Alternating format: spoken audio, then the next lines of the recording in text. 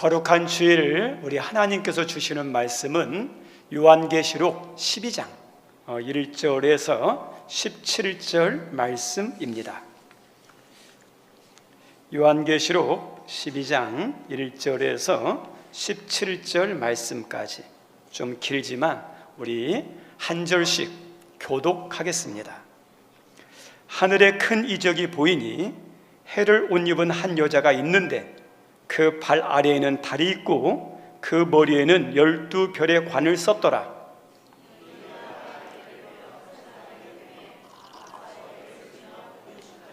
하늘에 또 다른 이적이 보이니 보라, 한 큰 붉은 용이 있어 머리가 7이요 뿔이 10이라. 그 여러 머리에 7 왕관이 있는데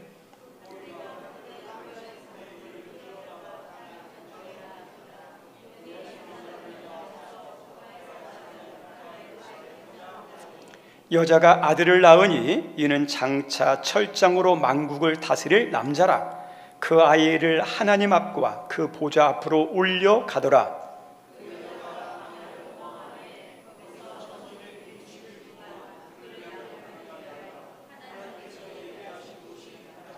하늘에 전쟁이 있으니 미가엘과 그의 사자들이 용과 더불어 싸울세 용과 그의 사자들도 싸우나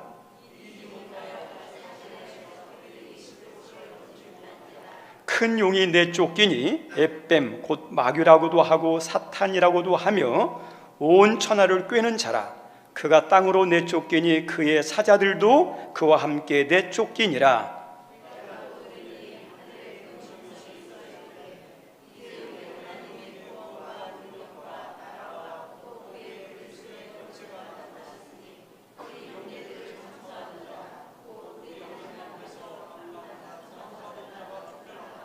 또 우리 형제들이 어린 양의 피와 자기들이 증언하는 말씀으로써 그를 이겼으니 그들은 죽기까지 자기들의 생명을 아끼지 아니하였도다.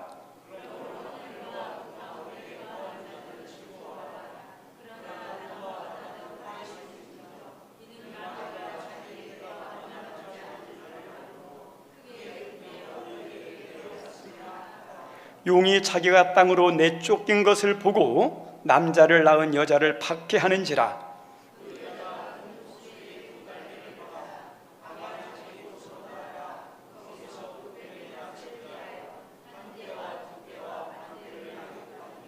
여자의 뒤에서 뱀이 그 입으로 물을 강같이 토하여 여자를 물에 떠내려가게 하려 하되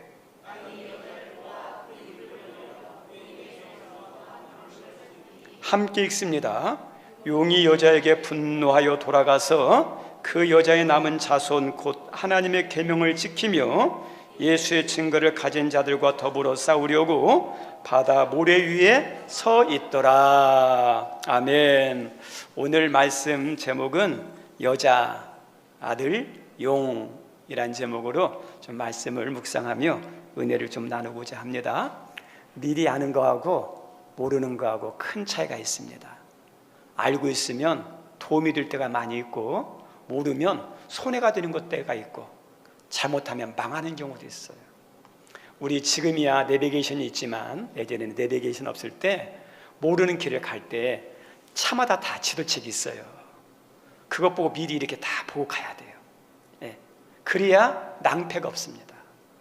우리가 학교를 갈 때도 그 학교에 대해서 알아보고 가는 게 좋아요. 선생님이다. 그리고 그 회사다. 그러면 그 회사에 대해서 알아보고 선생님에 대해서 알아보고 가면 도움이 많이 돼요. 모르면 손해될 때가 얼마나 많은지 모릅니다. 우리 성도들, 우리가 알아야 할 것 중에 하나가 미래예요. 근데 우리 인간의 한계는 미래를 모른다는 거예요. 근데 우리 하나님께서 미래에 대해서 알려준 게 있어요. 그럼 그 미래에 대해서 알려준 걸 듣고 알려준 걸 알고 있으면 얼마나 도움이 되겠습니까? 우리의 미래에 대해서 정확하는 아니지만 중요한 미래에 대해서 알려주는 것 중에 하나가 뭐냐면 요한계시록이에요. 요한계시록은 우리 개인과 이 역사의 미래에 대해서 우리 하나님이 중요한 것을 알려주는, 우리 예수님의 재림과 그리고 예수님의 재림 때에 재앙이 있을 것이고 그리고 재림 후에 심판이 있을 것이고 심판이 있는 것과 그리고 심판 후에 영생과 영벌이 있다는 것에 대해서 알려주는 것이 요한계시록이에요. 그래서 교회는 이 요한계시록에 대해서 성도들에게 알려줘야 돼요. 성도들도 이 요한계시록이 좀 어렵고 해석하기 위험한 것도 있지만 그래도 어떠냐, 우리는 읽고 알아가려고 애써야 돼요. 왜요? 알아야 큰 도움이 되니까. 오늘 읽었던 요한계시록 12장은 하늘의 큰 두 가지 이적이 나타나는 그것으로 12장의 내용을 우리에게 알려주고 있습니다. 하늘의 큰 이적이 나타나는데 첫 번째 하늘의 큰 이적이 뭐냐면 1절에서 2절 말씀까지 그림 한번 보여주시기 바랍니다. 참조한 그림이니까 그냥 알고 계시기 바랍니다. 해를 입은 한 여인이 등장해요. 그리고 이 발에는 달이 있고 그리고 이렇게 곧 출산할 듯한 그런 출산을 앞두고 있기 때문에 막 고통하는 한 여인에 대한 이것이 하늘에서 쭉 보이면서 이렇게 보여주는 거예요.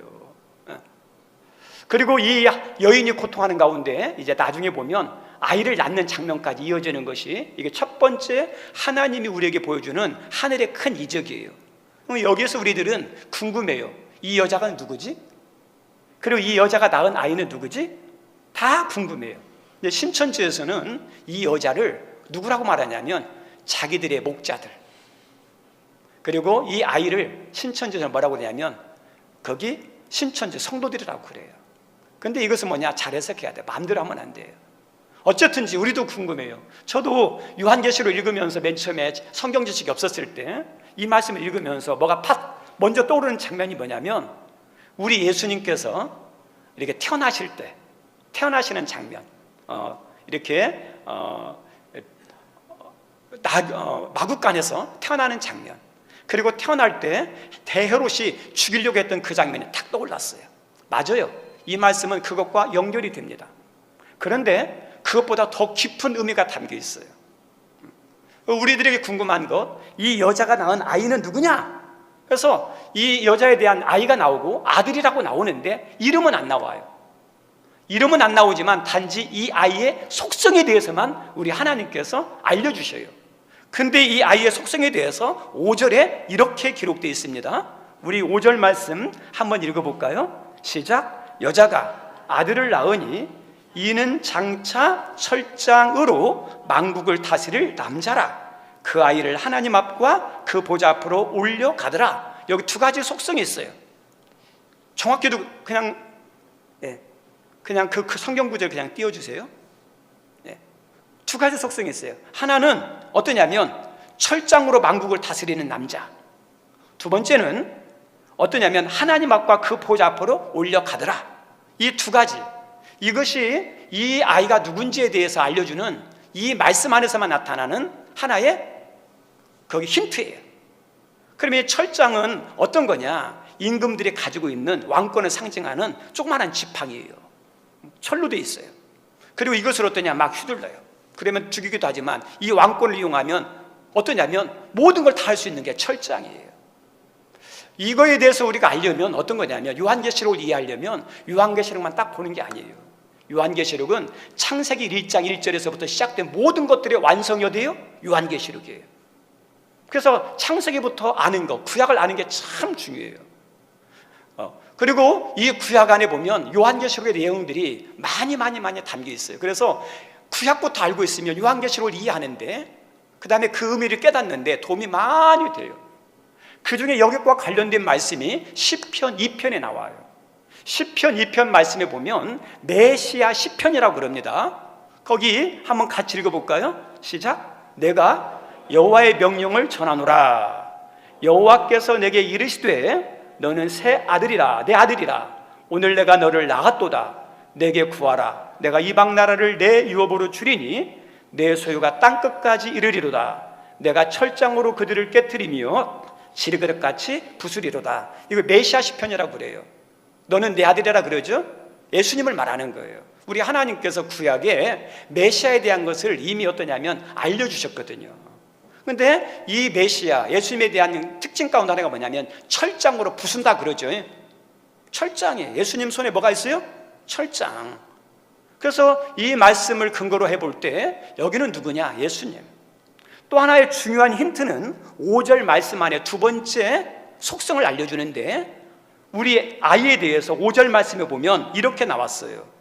그 아이를 하나님 앞과 그 보좌 앞으로 올려가더라. 우리 하나님 보좌 앞에 올라갈 수 있는 게 누구죠? 예수님밖에 없죠. 우리 예수님이 십자가에 죽으시고 부활하시고 승천하셔서 어디에 올라가셨죠? 영적으로? 하나님 우편에. 그걸 의미하는 거예요. 그래서 여기서 나오는 아들은 누굴 의미하느냐, 아이는 누굴 의미하느냐, 예수님이라고 생각하면 돼요. 신천지에서 말하는 성도가 아니에요. 예수님이 예수님. 그리고 이제 우리에게 궁금한 게 이 여인이 누구냐? 우리가 퍼뜩 떠오르는 게 뭐냐면 마리아죠. 천주교에서는 마리아라고 그럽니다. 그런데 우리 기독교는 좀 더 깊은 의미를 내포해서 이야기합니다. 이것은 마리아도 되지만 마리아를 포함하는 어떠냐면 하나님의 어린 양을 믿는 거룩한 교회, 공동체로 이야기합니다. 천주교는 두 명의 인물을 부각해요. 베드로, 마리아. 그래서 모든 천국의 열쇠는 베드로에게 줬기 때문에 그 천국의 열쇠는 교황이 가지고 있다. 그래서 베드로를 막 이렇게 해요. 그리고 마리아를 막 이렇게 중시하죠. 근데 우리는 베드로보다도 베드로의 신앙 고백을 더 중요하게 여깁니다. 여기도 마리아가 아니라 교회라고 그러는데 왜 교회라고 그러느냐? 우리 해와 달은 낮의 영광, 밤의 영광, 하늘의 영광, 땅의 영광을 말해요. 우리 성도님들, 구약의 성도들, 신약의 성도들은 어떠죠? 하나님의 거룩한 백성이에요. 훗날 하나님의 영광을 받아 누릴 귀한 하나님의 백성들이에요.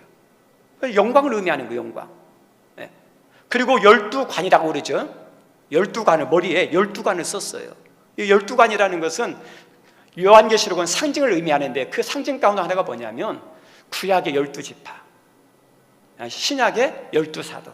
그러면 12지파와 12사도만 의미하냐? 아니요. 구약의 12지파는 이스라엘 전체를 의미하는 거예요. 대표하는 거예요, 대표. 그래서 이스라엘이라 생각하면 돼요.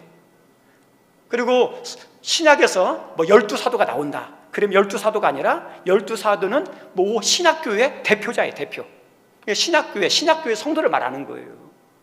다시 말하면 이 12관을 썼다는 것은 12지파인데 이스라엘, 구약, 이스라엘 백성을 의미하는 거거든요. 우리 성도님들, 우리 마리아를 통해서 예수님이 태어났는데 마리아를 통해서 태어났지만 실제로는 어떠냐? 마리아를 통해서 태어났을 뿐이지 누구의 후손이냐? 이스라엘의 후손이에요.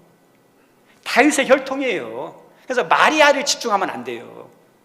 우리 하나님께서 예수님을 어디를 통해서 나타나게 하느냐? 구약의 역사 가운데 이스라엘의 후손으로, 또 어때요? 다윗의 혈통으로 태어나게 하셨어요. 그래서 구약교회, 이스라엘 백성, 구약 성도를 말하는 거예요. 그런데 우리 예수님이 이어진 게 뭐냐면 이 이스라엘의 후손, 그 다음에 다윗의 혈통이라고 그러죠. 다윗의 혈통이 중요해요. 저 따라서 합니다. 다윗의 혈통. 다윗의 혈통이에요. 구약에 보면 다윗의 혈통이라고 나눠. 그리고 사도 바울이 예수님에 대해서 이야기할 때 다윗의 혈통을 따라서, 그리고 복음서에도 다윗의 혈통을 따라서, 다윗의 혈통, 구약을 통해서 나오는 거죠. 그러면 왜 다윗의 혈통을 중요하게 하겠느냐? 우리 성도님들, 구약의 모든 이스라엘 백성들이 다 다윗의 혈통은 아니에요. 네. 우리가 그걸 아셔야 돼요. 우리 아브라함에게는 두 명의 아들이 있었습니다. 그 두 명의 아들이 누구죠? 이삭과 이스마엘. 네. 그런데 거기에서 하나님이 약속한 약속의 아들은 누구죠? 이삭이에요, 이삭. 이스마엘은 아니에요, 이스마엘. 그리고 이삭에게서 두 아들이 또 태어나요. 누구죠? 야곱과 에서. 근데 하나님은 누굴 통해서 또 이어지게 만들죠? 야곱. 그래서 그게 뭐냐면 아브라함, 이삭, 야곱, 이런 계통이 있어요. 이게 다윗의 혈통이에요. 다시 말하면 믿음의 계보예요. 구약에도 어떤 게 있냐면 이스마엘 계열, 에서 계열이 있어요. 구약에 수많은 백성들이 있었지만 어떠냐? 두 가지로 나와요. 하나는 다윗의 혈통이냐, 이스마엘과 에서의 혈통이냐. 우리 성들, 우리도 마찬가지예요. 영적으로 보면 정말 어떠냐? 하나님의 백성의 계열이 있고 육신에 속한 성도가 있을 수 있어요. 그래서 다윗의 혈통이라는 거예요, 다윗의 혈통. 우리가 이 여자가 누구냐 할 때 겉으로 볼 때는 마리아지만 더 깊이 들어가면 뭐라고요? 교회, 구약 성도, 구약 교회, 그리고 어떠냐면 다윗의 혈통, 그 후손을 그걸 말하는 거예요. 그래서 교회예요. 공동체를 말합니다. 그런데 이제 이 교회가, 성도가 이제는 예수님 이후에는 달라지죠. 우리 성도 예수님 이후에는 누가 하나님 자녀가 되죠? 이스라엘 백성이 하나님 자녀가 아니에요. 유대인이 예수님의 자녀가, 주님의 자녀가 아니에요. 예수님 믿는 사람이 하나님 자녀예요. 이제는 바뀌었어요. 이제 예수님 오시면서부터. 그래서 예수님 믿는 성도가 하나님의 자녀고 하나님의 백성이에요. 그것이 모인 것이 뭐죠? 교회예요, 교회. 그래서 이 여자는 이 뭐라고 하냐면 마리아라기보다는 교회라 생각하면 됩니다. 그리고 이 여자가 이제 뭐냐면 출산을 앞두고 있어가지고 막 해산의 고통이 있습니다. 저는 잘 모르는데 여자들만 아는 고통이겠죠. 출산하기 전에 가장 힘들다고 그러더라고요. 예. 그 고통이에요. 출산을 앞두고 있는 해산이라는 것은 뭐냐면 고통의 가장 힘든, 가장 힘든 때를 말하는 것을 해산이라고 그래요. 다시 말하면 이스라엘 역사가 이 당시 어떤 상황이었냐면 영적 암흑기였어요. 말라기 이후에 예수님이 태어나기까지 하나님의 말씀이 안 보여요. 얼마나 답답하겠습니까? 선지자가 없어요. 말씀이 안 들려요. 하나님의 백성이 말씀이 안 들리면요 죽어요. 우리 성도님 여러분들 하나님의 자녀입니까? 만약에 여러분이 진짜 하나님의 자녀라면 하나님 말씀이 들리지 않으면, 하나님 말씀을 깨닫지 못하면, 하나님 말씀을 먹지 않으면 여러분 죽어야 돼요. 영적으로 다 답답해서 죽을 지경이 돼야 돼요. 그게 뭐냐? 하나님 백성의 특징이에요. 그런데 내가 하나님 백성이라 그러는데 말씀을 듣지도 들리지도 않고 깨닫지도 못하고 말씀의 은혜를 못 받는데도 내가 전혀 문제가 없는 것처럼 생각된다. 우리 성도님들 가짜 예수일 수도 있어요. 가짜 성도일 수 있어요. 하나님의 백성은 말씀이 들어야 영이 살아요. 말라기부터 예수님 때까지 400년간 말씀이 안 들렸으니 얼마나 고통스럽겠어요. 그리고 이 당시가 가장 힘든 시기, 제국 역사, 세계 역사 가운데 존재했던 가장 강력한 제국이 로마인데, 지금 이스라엘이 어떻게 됐죠? 이스라엘이요? 로마의 속박이 있잖아요. 영적으로, 육신적으로, 세상적으로 가장 힘든 시기, 해산의 고통의 시기예요. 그래서 하나님의 때가 된 거예요. 다 하나님의 때가 있거든요. 그래서 이 때가 되어서 누가 태어나야 돼요? 예수님이 태어나야 되거든요. 하나님의 계획 가운데 이제 이루어지는 거거든요. 그래서 예수님의 태어남에 대한 이야기를 하는 거예요. 그래서 이 여자는 교회예요. 그리고 두 번째 큰 하늘에서 이적이 보이는데, 이번에는 어떤 거냐면 그림을 보여주시기 바랍니다. 큰 붉은 용이 내려오는 거예요. 보이는 거예요. 큰 붉은 용이. 그런데 이 붉은 용을 보니까 머리가 7머리, 뿔이 10개가 있어요. 왕관이 7개가 있어요. 이제 이것은 나중에 설명해 드릴게요. 나중에. 근데 여기는 어떠냐면 마귀는 영적인 존재예요. 이렇게 생긴 게 아니에요. 우리가 아셔야 할 게 뭐냐면 마귀의 속성이 뭐냐, 그것을 가르쳐 주는 거거든요. 마귀의 속성, 얼마나 무서운지, 얼마나 잔인한지. 그래서 그것을 상징하기 위해서 이렇게 이렇게 보여주는데, 이 용에 대해서 이렇게 나오는데 9절에 보니까 이 용에 대해서, 큰 붉은 용에 대해서, 그 실체에 대해서 더 정확히 알려줍니다. 큰 용 이렇게 나오고, 에뱀이라고 나오고, 마귀라고 나오고, 사탄이라고 나오죠. 동격이에요, 동격. 큰 용, 에뱀, 마귀, 사탄 똑같아요. 우리에 있어서 많이 알고 있는 마귀, 사탄 있죠? 그 존재예요. 근데 에뱀이라는 단어를 썼어요. 에시라는 단어, 시간의 과거를 의미하죠. 다시 말하면 이 에뱀, 이 마귀, 이 사탄 언제부터 있었어요? 과거부터.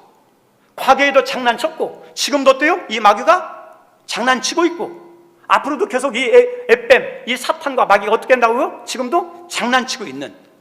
그래서 에시라는 단어를 썼어요. 에시라는. 그리고 이 마귀의 기원에 대해서 오늘 요한계시록 12장은 알려줘요. 근데 이 기원에 대해서 좀 더 정확히 알기 위해서는 이사야서를 봐야 돼요. 이사야서에 보면 어떻게 나오냐면 이 사탄이 원래는 하나님을 섬기는 천사장이었어요. 네, 천사장. 근데 이 천사장이 어떠냐, 하나님의 자리가 탐난 거예요. 그래서 하나님 자리를 탐내다가 어떠냐, 거기에서 하늘나라에서 영적 싸움이 일어나요. 하나님과 하나님의 천사들과 이 사탄, 이게 천사. 그래서 싸우다가 어떠죠? 패해서 땅으로 쫓겨나죠. 그래서 별들의 3분의 1이 떨어졌다. 그리고 그 수하에 천사 3분의 1이 떨어졌다는 거면 3분의 1이죠. 그래서 이렇게 땅에 떨어지는 장면. 그래서 이 사탄에 대한 기원에 대해서, 이 사탄에 대해서 알려주는 것이 오늘 본문에 나옵니다. 우리 성도님들, 여기서 우리가 알아야 할 게 뭐냐면, 이 영적 전쟁이 일어나는데, 하늘에서 전쟁이 일어났는데 미가엘이라는 이 천사의 군장과 이 사탄에 속한 이 천사 싸움이 있는데 장황하게 설명이 안 나와요. 그냥 어떤 내 쫓겼다 그래요. 싸움이 안 돼요. 우리 성도님들, 마귀는 아무리 강해도요, 하나님께서 어때요? 상대가 안 돼요. 아셔야 돼요. 그래서 마귀도 자기 마음대로 드는 게 아니라 누구의 뜻대로 해요? 하나님의 뜻 안에서, 하나님 허락하심 안에서밖에 못해요. 이 마귀가 아무리 강해도 천사장 미가엘을 못 이겨요. 그렇다고 무시하면 안 돼요. 그래서 이 천사, 이렇게 마귀에 대한 이야기를 해요. 그런데 이 마귀가 하는 것 중에 하나가 뭐냐면, 교회와 성도들 하여금 하나님과 멀어지게 하는 거예요. 땅에 내쫓겨가지고 제일 먼저 하는 게 뭐냐면, 하나님과 성도 사이를 멀어지게 하는 거예요. 우리 성도님들, 하나님과 내가 멀어진다, 누구 장난이에요? 마귀 장난이에요. 우리 형님 지금 하나님과 가까이 하고 있습니까? 멀어지고 있습니까? 만약에 멀어지고 있다면 이 세상에 이루어지는 현상과 문제이지만 그 이면에 뭐가 있어요? 마귀가 장난쳐서 멀어지게 하는 거예요. 멀어지게 하는 거예요. 근데 마귀의 특징이 뭐냐면, 우리 예수님께서 그랬어요. 마귀는 거짓말쟁이다, 거짓의 아비다 그래요. 우리 선생님들, 마귀는 어떤지 아세요? 하와와 아담에게 속삭이는 거예요. 이거 먹어도 안 죽어, 너 이거 먹으면 눈이 밝아져서도 하나님처럼 될 거야. 거짓말로 막 속삭여요. 이렇게 속삭였던 이 마귀는 지금도 어때요? 예수 안 믿어도 돼. 거짓말하는 거예요. 교회 안 나가도 돼. 기도 안 해도 돼. 뭐 안 해도 돼. 뭐 안 해도 돼. 하나님께 멀어지게 하는 모든 것들은 뭐예요? 그 배우에 뭐가 장난치는 거예요? 마귀가 거짓말하는 거예요. 아담과 하와에게 속아 넘어가듯 오늘날 수많은 교회와 성도들이 이 속임수에 속아 넘어가는 거예요. 속아 넘어가는 거예요. 점점 하나님과 멀어지는 걸 모르는 거예요. 그리고 또 하나, 이 마귀의 특징 가운데 하나가 뭐냐면 참소하는 거예요. 참소. 우리 성경 말씀 10절 한번 읽어볼까요? 10절 말씀 같이 읽습니다. 내가 또 들으니 하늘에 큰 음성이 있어 이르되 이제 우리 하나님의 구원과 능력과 나라와 또 그의 그리스도의 권세가 나타났으니 우리 형제들을 참소하던 자 곧 우리 하나님 앞에서 밤낮 참소하던 자가 쫓겨났고. 아멘. 여기서 뭐냐, 마귀는 어떤 존재예요? 참소하는 자예요. 세번역 성경에 보면 이 참소가 뭐냐, 헐뜯는 거예요. 헐뜯는 거. 마귀는 거짓말쟁이고 뭐예요? 헐뜯는 일이에요. 헐뜯는 거. 그래서 어떠냐면 이 속성이 뭐냐면 하나님께 성도를 참소해요. 하나님, 저 성도 보세요. 저 목사 보세요. 저 장로 보세요. 저 권사 보세요. 하나님 성도 보세요. 어떻게 하는지 아시죠? 막 고자질해요. 막. 우리 성도는 또 성도들에게 어떠냐, 하나님께 참소해요. 봐라, 하나님 살아계신 것 같냐? 없어. 하나님 살아계시다면 네가 그렇게 기도하는데, 네가 그렇게 섬기는데 어려우면 되겠느니? 없으니까 그런 거야 하면서 어떠냐, 하나님에 대해서 막 참소를 해요. 사람들에게. 그리고 성도들끼리 어때요? 서로 참소하게 만들어요. 헐뜯게 만들어요. 우리 성도님들, 세상에서는, 교회에서는 성도에게는 참소가 헐뜯는 게 통해요. 그래서 교회에 참소가 일어나서 교회가 분란이 일어나요. 성도와 성도 사이에 뭐가 있어요? 미움이 생기고 갈등이 생기는 여러 가지 삶의 요인도 있지만은 오늘 말씀의 근거에 보면 서로 참소하는 마귀의 속성 때문에 그런 거예요. 마귀 장난에 놀아나서 그러는 거예요. 그래서 성도 사이는 참소가 통해요. 교회 안에서는 참소가 어떠냐? 성공해요. 그런데 이 마귀의 참소하는 것, 헐뜯는 것이 어디에서 딱 멈추는지 아십니까? 하나님 앞에서는 안 통해요. 예수님 앞에는 안 통해요. 야, 내가 그도 사랑한다. 내가 그를 위해서 내가 십자가에 죽었다. 네. 그리고 내가 어떠냐, 부족하지만 내가 사랑하는 자다. 그도 내가 쓰려고 내가 준비한 어떤 일꾼이다. 우리 하나님 앞에서는 어때요? 안 통해요. 안 통해요. 거기 멈춰지는 거예요. 우리 성도들 우리들이 이 마귀의 장난에 놀아나면 안 돼요. 우리 예수님 우리를 용서했던 것처럼, 우리 예수님 우리를 어때요? 받아줬던 것처럼, 어때요? 우리가 그 용서와 사랑으로 사람을 대하는 거예요. 우리가 인간의 눈으로 바라보면 가망이 없고 희망이 없는 존재지만 예수님 안에 있으면, 예수님을 붙들려주면 그 존재가 어떤 존재가 될지 몰라요. 어떤 축복의 사람이 될지 몰라요. 어떤 일꾼이 될지 몰라요. 그래서 이 참소함에 놀아나면 안 되고 예수님의 용서와 사랑과 예수님의 붙잡아 주시고 역사하실 것을 기대하면서 기도해 주는 거예요.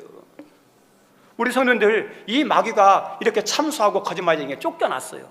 근데 이 땅에 와서 하는 가장 중요한 일이 있어요. 이 땅에서 자기가 왕노로 달려면 예수님이 이 땅에 태어나면 안 돼요. 예수님이 태어나면 안 돼요. 하늘에서는 왕노로 못했지만 땅에서는 왕노로 돼야 돼요. 근데 예수님이 오시면 안 돼요. 그래서 예수님이 오시지 못하도록 계속 장난쳐요. 우리 아담과 하와의 후손 가운데 가인과 아벨이 있었죠. 가인이 누굴 죽여죠? 아벨을 죽여요. 예수님이 태어나지 못하도록 창세기 때부터 장난쳐요. 그래서 어떠냐? 이 믿음의 혈통이 끊어지게 됐어요. 그런데 우리 하나님께서 아벨 대신에 누굴 주죠? 셋이라는 셋계를 통해서 그 이어지게 만들어요. 구약의 역사 가운데 보면 이스라엘 백성들이 애굽에서 노예 생활할 때 애굽의 바로 왕이 어떤 명령을 내리냐면 남자 아이가 태어나면 다 죽이라 그랬죠. 아이 씨를 말리는 거예요. 막 죽이는 거예요. 막 그 명령을 내렸어요. 그런데 목숨을 건 산파들이 어떠냐? 안 죽여요. 안 죽이거든요. 이 마귀는요 그런 장난을 쳐요. 우리 사울왕이 누굴 죽이려고 그랬죠? 다윗을 죽이려고 그랬죠. 우리가 단순히 보면 다윗만 이기지만 영적으로 보면 그게 혈통이거든요. 혈통, 믿음의 혈통이거든요. 그것을 태어나지 못하도록 끊으려고 그러는 장난이 있어요. 끊어내려고 그래요. 근데 거기 실패해요. 그리고 우리 예수님이 이 땅에 태어날 때 누가 또 장난쳐서 죽이려고 그랬죠? 헤롯이 예수님을 죽이려고 두 살 아이를 다 남자아이를 살해하잖아요. 엄청난 거죠. 우리가 꼭 기억할 게 있어요. 마귀는 분명히 영적으로 존재하는데 본인이 역사하기도 하지만은 마귀에 속한 사람들을 통해서 장난쳐요. 우리 가인 같은 사람, 바로 같은 존재, 사울 같은 사람들, 그 다음에 어때요? 헤롯 같은 사람들. 지금도 어떠죠? 이 마귀에 속한 헤롯 같은 사람들이 이 세상에 있다니까요. 그래서 공격한다는 걸 우리가 아셔야 돼요. 그리고 예수님이 이 땅에 태어났을 때 계속해서 누굴 죽이려고 그러죠? 바리새인과 사두개인들이 예수님을 죽이려고 막 혈압합니다. 얼마나 죽이려고 하는지 몰라요. 그런데 우리 성도님들 아셔야 할 게 있어요.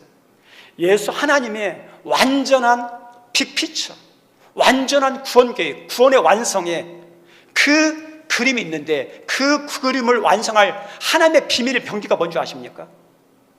저 따라서 합니다. 예수님의 십자가. 예수님의 십자가가 하나님의 영원한 구원 계획이에요. 하나님의 계획한 모든 것을 완성시키는 게 뭐예요? 십자가 사건이에요. 그러니까 하나님의 비밀이기 때문에 마귀가 알아요? 몰라요? 마귀는 모르는 거예요. 그래서 태어난 예수님을 죽이기만 하면 자기가 성공할 줄 알아요. 그런데 예수님의 십자가 죽음 가운데 뭐가 있어요? 온 인류의 죄를 다 구원하는 속죄의 은혜가 십자가 안에 담겨 있어요. 마귀가 가장 강력하게 공격하는, 그리고 사람들을 가장 두려워하게 만드는, 절망 가운데 빠지게 만드는 죽음이 있죠. 이 죽음도 예수님의 부활과 함께 어떠죠? 죽음의 권세가 딱 끊어져요. 그래서 마귀가 가장 강력하게 사용하는 죄, 죽음, 이것이 어때요? 십자가와 부활 안에서 다 사라지는 거예요. 그러니까 마귀는 그거 모르는 거예요. 하나님의 비밀이니까. 그래서 우리 성도님들, 이 마귀가 하늘나라에서 피한 것보다 예수님의 십자가로 피한 것이 더 치명적이에요. 모든 고난을 잃어버리는 거예요. 모든 것을. 우리 성도님들, 이제 예수님의 십자가와 부활로 인해서 피한 마귀가 어떠냐, 악한 것들이 어떠냐면 이제는 교회와 성도를 공격합니다. 성도와 교회를 공격해요. 그리고 어떻게 공격하느냐? 12절 말씀에 이렇게 나왔어요. 12절 말씀 읽어보겠습니다. 시작. 그러므로 하늘과 그 가운데 거하는 자들은 즐거워하라. 그러나 땅과 바다는 너희 화 있을진저 이는 마귀가 자기의 때가 얼마 남지 않은 줄을 알므로 크게 분내어 너희에게 내려갔음이라. 아멘? 여기 보니까 때가 얼마 남지 않았다 그랬죠. 우리 성도님들, 우리가 많이 이게 영원할 것 같죠. 우리가 종말 그러는데 종말이 언제일까요?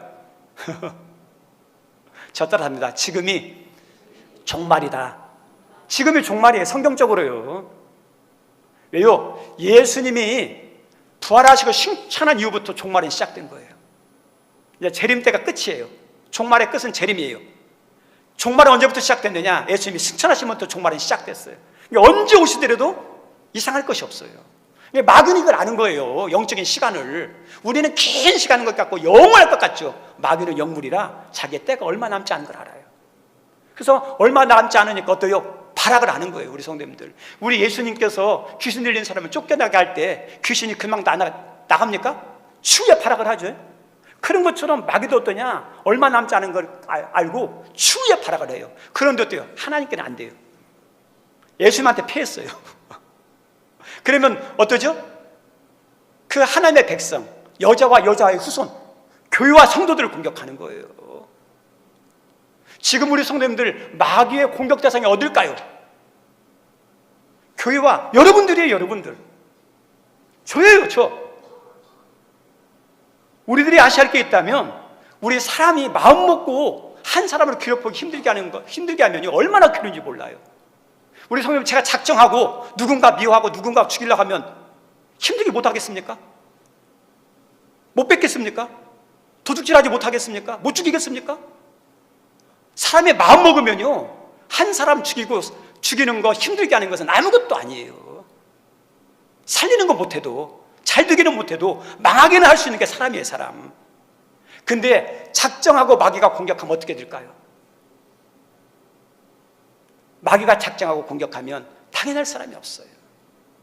우리 성경 말씀을 보면 너희 대적 마귀가 우는 사자처럼 두루다니며 삼킬 자를 찾는다 그랬죠. 우리 성도님들, 굶주린 사자 보세요. 얼마나 무슨지 아십니까? 개도 굶주려 보세요. 요즘 유기견들 있죠? 들개들이 있어요. 배가 굶주려가지고요 사람도 공격한다니까요. 얼마나 무서운지 몰라요. 그런데 사자가 굶주려 보면 그 야성의 본능이 얼마나 막 극대화되겠습니까? 그래서 가장 무서운 게, 사람이 볼 수 있는, 경험할 수 있는 게 사자인데, 그 사자에 비한 게 마귀예요. 마귀가 어떠냐? 배고파가지고 혈안이 돼가지고 분노해가지고 때가 얼마 되지 않은 걸 생각해가지고 막 교회와 성도를 공격하는 거예요. 그 마귀의 시험과 공격과 박해 앞에서 이겨낼 수 있는 사람들이 누가 있을까요? 우리 성도님들, 이겨내기 힘들 거예요. 하나님이 지켜주셔야 돼요. 우리를 아셔야 할 게 있다면, 우리 성도님, 우리 마귀는요 그냥 어떠냐? 공격하는데 하나님과 멀어 지켜요. 우리들은 언제 있을 때 평안하고 기쁘고 우리의 영이 사느냐? 하나님이 있으라는 그 자리에 있어야 돼요. 하나님이 하나는 일을 할 때 우리는 어떠냐? 영이 살아요. 우리 성 여러분이 하나님이 원하시는 있어야 할 자리에 지금 계십니까? 하나님이 여러분에게 하라고 하는 일들이 있는데 그거 하십니까? 우리는 어떠냐? 하나님이 원하시는 자리에, 하나님이 원하는 일을 할 때 우리가 살아요. 근데 마귀는 어떻게든지 멀어지게 해요. 그래서 뭐냐? 하나님이 하라는 것을 내려놓을 때가 많아요. 여러 가지 이유가 있을지 모르지만 아니에요. 마지막에는 어떠냐? 마귀 장난에 놀아나는 거예요. 내려놔요. 내려놓으려고 그래요. 그리고 점점 어떠죠? 중요한 예배 자리를 멀어지게 하는 거예요. 근데 어떠냐? 우리는 예배 자리가 멀어져도 죽는 줄 몰라요. 영적으로 문제인 줄 모르는 거예요. 교회에 멀어지면 어떻게 될까요? 예배가 멀어지면 기도가 멀어지는 거고, 그리고 이 예배가 멀어지면 교회가 멀어져요. 우리 사람들 교회가 멀어지면 그 교회 멀어지면 끝나는 게 아니에요. 아셔야 할 게 있어요. 하나님과 멀어져요. 우리가 그거 아셔요. 지금도 어떠냐? 마귀가 지금 많은 교회와 성도들 가운데 그 장난을 치고 있고, 우리는 그 장난에 놀아나고 있는데 우리는 그걸 모르는 거예요. 하나님과 멀어지면 위기인데 이 하나님과 멀어지는 것을 위기로 못 느끼는 거예요. 우리 성도 단순히 여러분 피곤한 것도 있어요. 삶에 분주한 것도 있어요. 근데 우리 신앙이 지금 병든 상태예요. 마귀의 장난을 놀아가지고 믿음이 어떠냐? 지금 어떠냐? 죽어가고 있는 거예요. 그걸 모르는 거예요. 모르는 거. 우리 성도 이 상황에서 우리가 이길 수 있는 게 없어요. 하나님이 지켜주셔야 돼요. 오늘 말씀해 보면 하나님이 이 사탄이 죽이려고 할 때 여자를 이렇게 보호하죠. 교회와 후손을 보호하죠. 하나님의 보호죠. 우리 하나님께서 이사야서 43장 말씀에 보면 아주 유명한 말씀이 있어요. 야곱아, 너를 창조하신 이가 지금 말씀하시느니라. 이스라엘아, 너를 지으신 이가 말씀하시느니라. 내가 너를 구속하였고 내가 너를 지명하여 불렀나니 너는 내 것이라. 내가 물 가운데 지날 때에 내가 너와 함께 할 것이고 강을 지날 때에 물이 너를 침몰하지 못하고 불 속에 들어가도 타지 아니할 것이요 불꽃이 너를 사라지도 못하리라 그랬죠. 하나님의 보호예요. 우리 성도님들, 이건 단순히 육신적인 세상적인 보호만 아니에요. 정말 하나님의 백성은 하나님의 어떤 영적으로 신앙적으로 보호해 주셔야 돼요. 물 같은 시험, 불 같은 시험이 있을 때 우리 하나님이 어때요? 지켜주셔야 우리 신앙이 유지되는 거예요. 우리 장담 못해요. 장담 못해요. 내가 하는 게 아니에요. 그리고 우리 하나님께서 독수리 날개로 이렇게 여자를 이끌어가지고 피하지 맞는다 나오죠. 독수리 날개는 하나님의 보호를 의미하는 거예요. 보호. 그래서 출애굽기 19장에 보면 이스라엘 백성을 어떠냐면 주님의 독수리 날개 아래 보호해서 내가 너희를 옮겼다, 출애굽에 해방시켰다, 가나안을 인도했다, 그런 의미거든요. 독수리 날개는 보호를 의미해요. 우리가 하나님께서 보호해 주시는 거죠. 그리고 우리 성도님들, 또 한 가지 중요한 말씀이 있어요. 이사야 40장 31절에 오직 여호와를 앙망하는 자는 새 힘을 얻으리니 독수리가 날개치며 올라감 같을 것이요. 그죠? 우리 성도님들은 영적으로 힘을 하고 그다음 말 이렇게 비틀비틀하는 존재가 아니에요. 어떤 존재가 돼야 돼요? 독수리처럼 하늘 올라갔던 새 힘이 있어야죠. 새 힘. 그 새 힘은 누가 주시는 거예요? 여호와를 앙망할 때 새 힘이 오는 거예요. 근데 우리들은 어떠냐면 이 하나님을 앙망하는 게 아니라, 하나님을 바라보는 게 아니라, 하나님을 의지하는 게 아니라 어떠냐면 문제가 있으면 문제에 막 깊이 빠져 있어요. 자기 연민에 빠져 있어요. 시험에 집중해요. 세상에 집중해요. 영적으로 더 침체되는 거예요. 우리 성도님들, 땅을만 바라보면 땅 속으로만 들어가요. 우리 하나님이 우리의 눈을 어떠냐, 땅만 바라보게 만든 게 아니라 하늘을 바라보게 만들었거든요. 하늘을 바라볼 때 살아요. 하늘을 바라볼 때 어때요? 힘이 생기는 거예요. 우리 여러분의 삶의 자리에 지금 어떤 문제, 어떤 어려움, 여러분의 마음에 어떤 절망이 있는지 모르지만 눈을 뜨셔서 하나님을 바라보시기 바랍니다. 하나님을 바라보시면, 여러분의 다친 입술에 서서 하나님 이름 부르시면 뭐가 생겨요? 새 힘을 주셔요. 그러면 어떠냐? 다시 신앙이 살아나요. 신앙이 살아나요. 우리 마귀를 무시하면 안 돼요. 마귀의 모든 능력, 죽이는 지혜, 공격하는 무기들 어떠냐? 우리 교회와 성도들이 감당해요. 우리 마귀 능력 감당할 수 있겠어요? 마귀 지혜 감당할 수 있겠어요? 마귀들 공격하는 수많은 공격들이 여러분 이길 수 있을 것 같으세요? 절대 못 이겨요. 근데 이 마귀는 그렇게 강력하지만 마귀에게 따라다니는 꼬리표가 있어요. 패배예요, 패배. 이걸 아셔야 돼요. 우리가 정확히 아셔야 돼요. 마귀의 존재에 대해서 알아요. 마귀는 대단하지만 마귀는 패배자라는 걸 아셔야 돼요. 저 따라서 합니다. 마귀는 패배자다. 패배자예요. 하나님께 패배했어요. 예수님께 패배했어요. 예수님이 재림하실 때 어떠냐? 마귀는 완전히 패배해서 어떠냐? 무저갱에 들어가니 어떠냐? 풀못에 들어가게 돼 있어요. 패배자예요, 패배자. 그런데 어떠냐? 이 패배자인데 이 패배자지만은 우리에게 있어서 어떠냐? 예수님이 재림하셔서 마지막 풀못에 들어갈 때까지는 영향력이 있어요. 마귀를 이기는 것은 어떠냐? 교회가 이기지 못해요. 성도가 이기지 못해요. 오직 뭘만 이기냐? 오늘 읽어줬던 우리에게 주신 말씀 11절 말씀이 답이에요. 11절 한번 읽어볼까요? 시작. 또 우리 형제들이 어린 양의 피와 자기들이 증언하는 말씀으로써 그를 이겼으니 그들은 죽기까지 자기들의 생명을 아끼지 아니하였도다.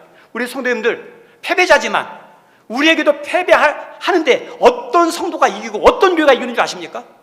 오늘 이기는 11절 말씀, 어린 양의 피와 자기들이 증언하는 말씀으로 그를 이겼으니, 뭘로 이겼어요? 어린 양의 피와 증언하는 말씀이에요. 우리 성도님들, 마귀를 이기는 승리하는 성도, 마귀를 이기는 승리하는 교회가 뭔지 아세요? 어린 양의 피예요. 우리 성도 아셔야 할 마귀가 제일 싫어하는 것, 자기를 두려워하는 게 뭔지 아십니까? 예수님의 십자가예요. 마귀의 모든 힘과 능력과 지혜가 아무 영향력이 나타나지 않고 아무 힘이 발휘되지 않는 것이 뭐냐? 십자가예요. 십자가 앞에 딱 서면 마귀는요 꼼짝 못하는 거예요. 그래서 성도는 어떠냐? 십자가를 믿고 십자가를 앞세우고 십자가를 사랑하는 성도예요. 여러분 성도는 신앙생활 잘하고 싶습니까? 섬김을 목회자로서 잘하고 싶습니까? 십자가예요. 십자가 앞에서 우리가 자랑할 게 있어요, 없어요? 내 소리 있어요, 없었어요? 내 자랑, 내 능력, 내 공로 아무것도 없어요. 주님밖에 없어요. 네? 그래서 십자가가 승리하기 비결이에요. 두 번째가 뭐냐? 하나님 말씀이죠. 우리 예수님의 마귀의 시험을 뭘로 이겼죠?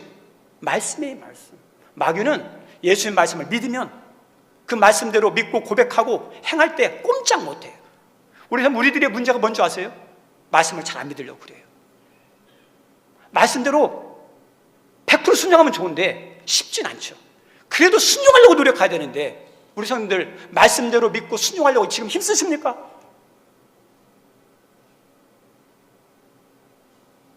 우리 마귀는요, 이 당시만 아니에요. 지금도 재림 때만 공격하는 게 아니라 지금도 어떠냐? 교회와 성도들을 공격하는 거예요. 십자가를 내려놓도록, 십자가 신앙이 없도록, 십자가를 앞세우지 않도록, 주님 말씀을 듣지 못하고 믿지 못하고 순종하지 못하도록 장난쳐요. 우리 성도님들, 그런 애들 우리가 이길 수 있겠어요? 패배합니다. 말씀 마치고자 합니다. 요즘 신학적 담론 가운데 하나가 중요한 담론이 있어요. 예수님을 한번 영접한 사람은 진짜 끝까지 구원받나? 지금 신학적인 그 담론으로 떠오르고 있는 주제가 그거예요. 우리 성도들, 여러분 어떻게 생각하십니까? 예수님 한 번만 영접하면 영원히 구원받습니까? 제가 볼 때 정말 예수님을 영접했는지 안 했는지 그걸 우리는 잘 모른다는 것 한 개. 두 번째, 설령 영접했다 해더라도 그 한 번 영접한 것 가지고 끝까지 못 가요. 우리 이단에 빠진 사람들 교회에 있었던 사람이에요. 목회자였어요. 장로들이었어요. 권사였대요. 기도 많이 한 사람이에요. 영적인 체험한 사람들이었어요. 그런데 어때요? 구원을 받고 성령의 비침을 받고 은사를 맛봐서도 타락하면 어때요? 못 돌아와요. 못 돌아와요. 오늘 말씀에도 이기는 거죠. 이기는 거. 뭘로 이겨요? 십자가와 말씀으로.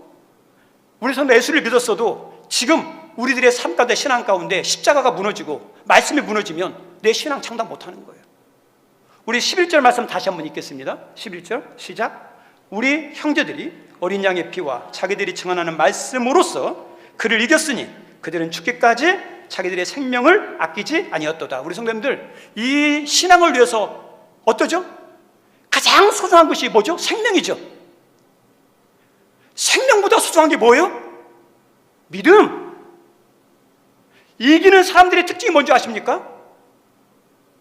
이 생명이 소중하지만 이 생명보다 소중하게 여기는 것이 믿음이었어요.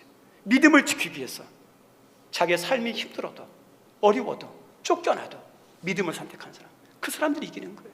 여기 우리 성도님들 이 두 가지를 꼭 붙잡고 승리하는 은혜가 여러분 모두에게 있기를 주님의 이름으로 축원드립니다. 우리 시간